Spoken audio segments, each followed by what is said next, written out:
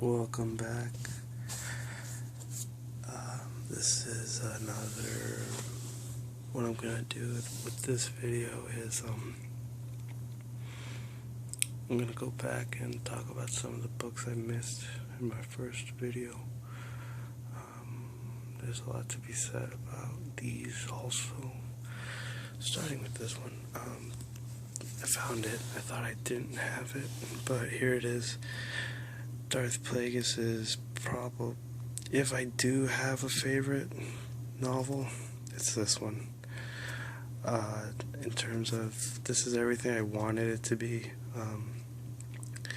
It was rumored it was supposed to go out a long time ago, way before it actually was released, and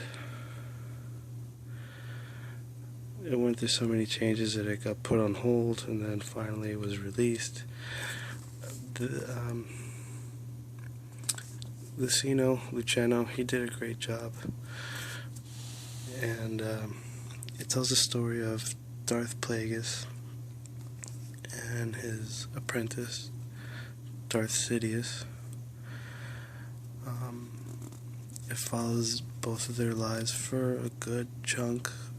When you first meet Sidious, he's a young boy on Tatooine. He's not even a senator. When you first meet Plagueis, he's murdering his master, Tenebrous. And when you leave off, I believe Palpatine just becomes Chancellor.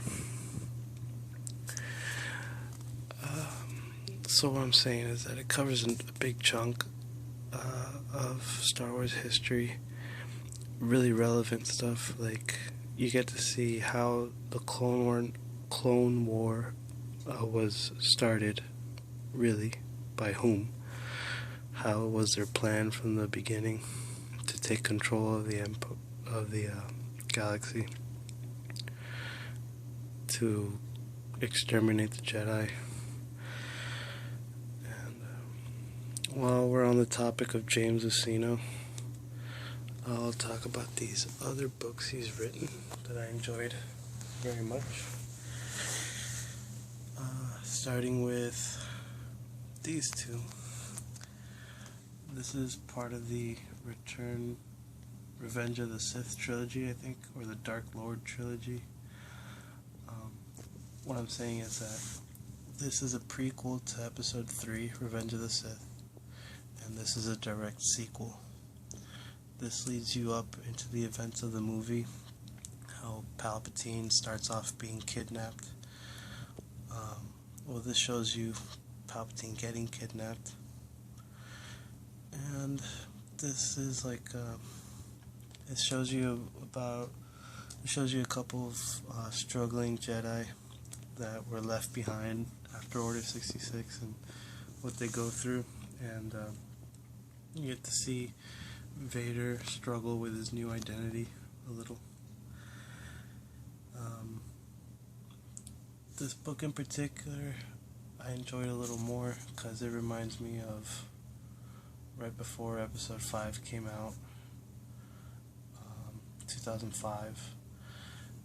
And it also reminds me of the animated series that existed then, not the one that Dave Filoni did, but the one before. And even though those timelines didn't match up perfectly the way they do now with the new canon, the new canon is the idea is that it's gonna sync up perfectly throughout all different mediums. But the stories that you found out here were not the same stories that were being told in the comic books, and they were not the same exact stories. That the animated series didn't unfold exactly the same way that this did, but they did all feature the same characters, and they do have a way of reminding you of one another. So, Labyrinth of Evil, Dark Lord, The Rise of Darth Vader, definitely Plagueis, by far probably my favorite novel of the whole everything. And this one's really interesting because Luciano, he was friends with Brian Daley here, who wrote the Han Solo adventures. These were some of the earliest books published in Star Wars history.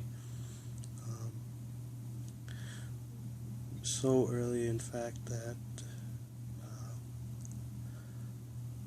say episode 5 didn't come out yet, and they really didn't know what they were allowed to say in terms of characters' histories and stuff. So a lot of the books that existed in this era were just kind of one-off adventures that you go on with some of the main characters.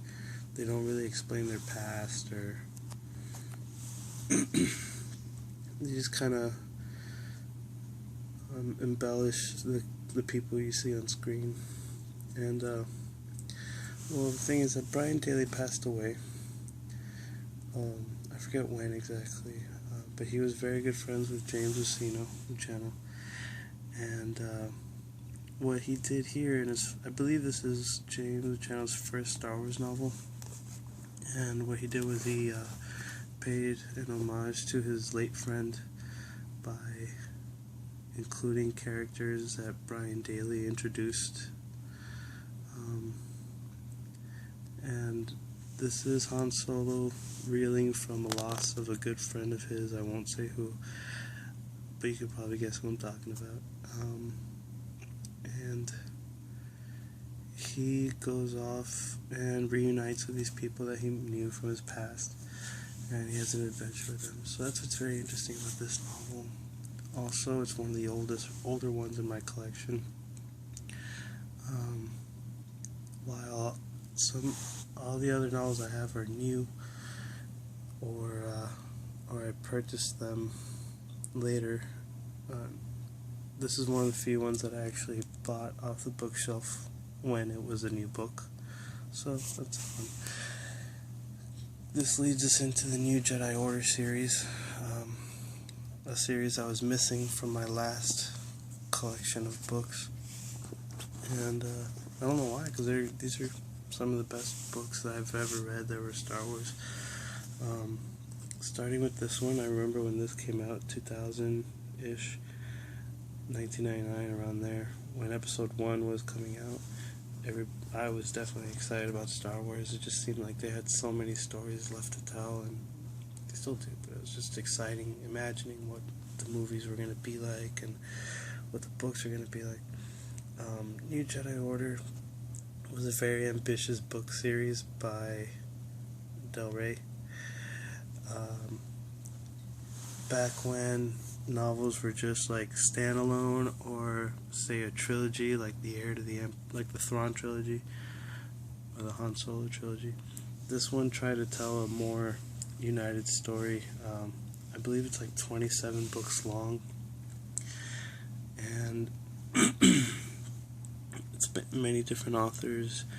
It tells the story of the Yuuzhan Vong, which is like this alien force from another galaxy that invades the Star Wars galaxy, and they exist outside of the Force. So the Jedi have a very hard time battling them. As a matter of fact, they're defeated quite a number of times. This is supposed to be Luke as an older man, I believe.